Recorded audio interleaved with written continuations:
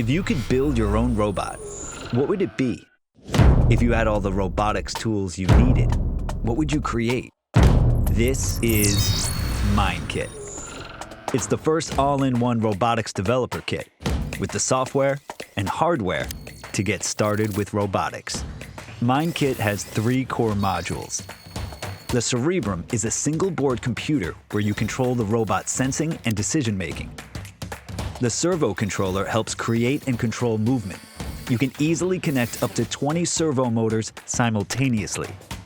MindKit's high-capacity battery is built specifically for robot functionality. Our operating system, MindOS, is purpose-built for coding robots. What can you create?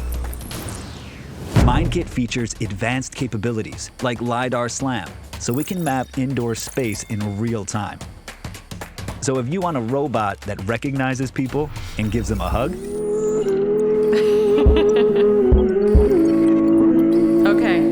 Okay, robot.